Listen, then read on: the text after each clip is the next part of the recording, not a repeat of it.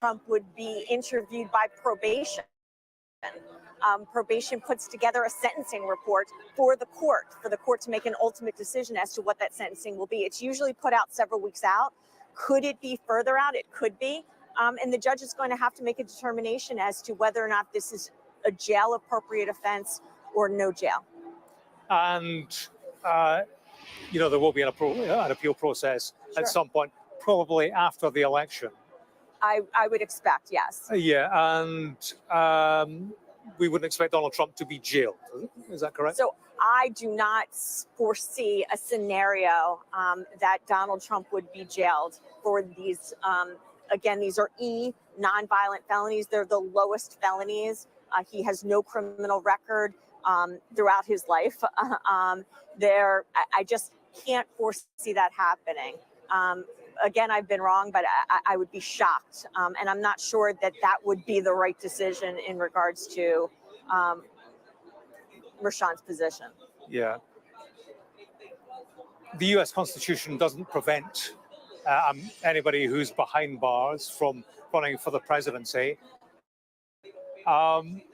Eugene Debs did it in 1920 for the Socialist Party. He was jailed for sedition, protesting against World War I. The legal status of somebody who is criminally convicted has to impact on somebody running for political office. You're a criminal defense attorney, I know, but you've dealt with many convicts.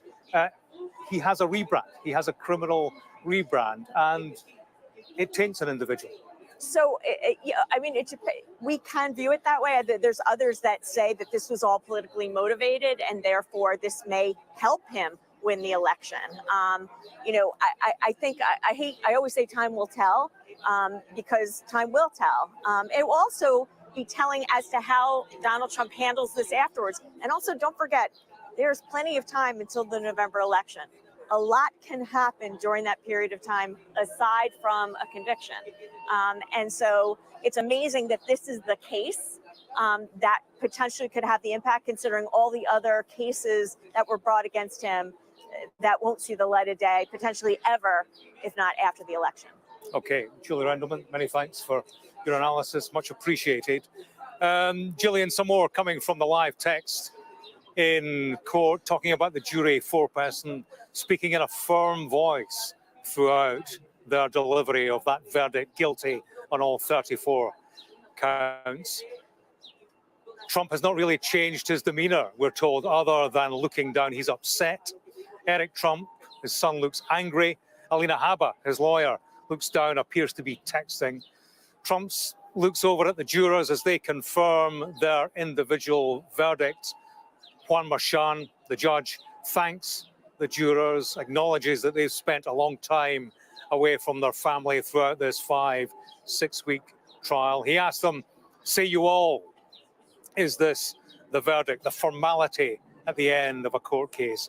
Would either party like the jurors polled? Yes, please, says Todd Blanche, the lawyer for Donald Trump.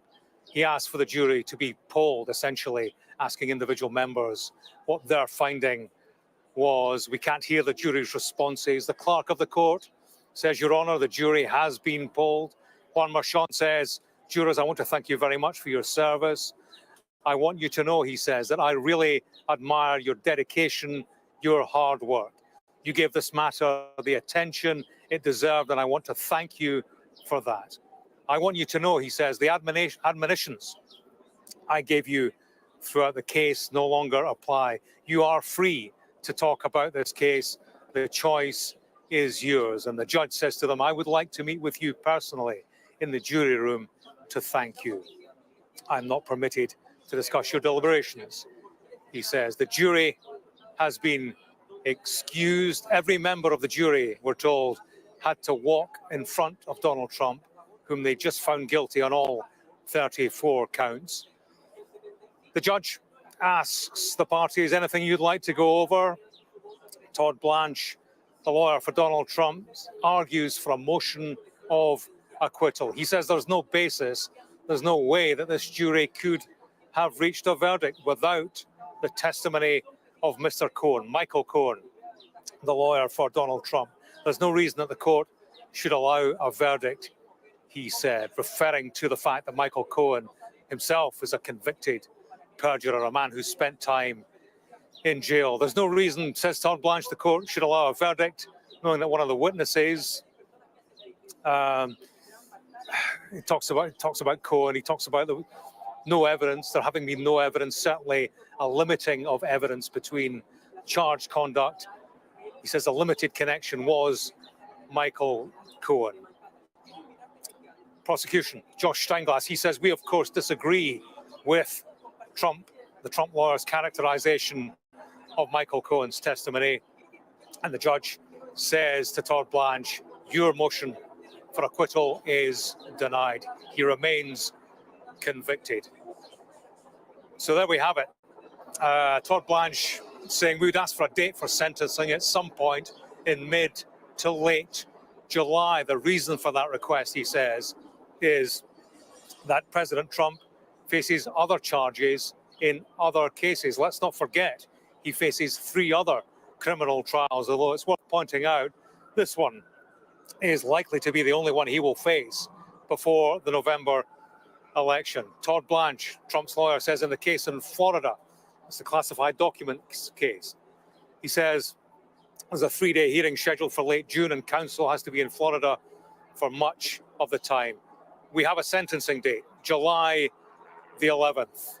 And Juan Marchand, the judge, says we will adjourn this matter. So July the 11th, 10 a.m., the time and the day are set for the sentencing of Donald Trump, the 45th president of the United States, but the first former president to be criminally convicted.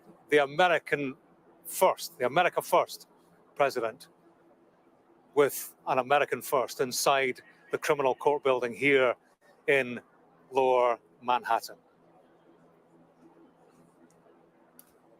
James, thank you. That's breaking news that Donald Trump has been found guilty on 34 counts of falsifying business records. We're going to speak now to our US correspondent Martha Kellner, who's in Nevada for us. Martha, you obviously are aware of the breaking news, the first former US president to be convicted at a criminal trial. What bearing will this now have on the upcoming elections? Well,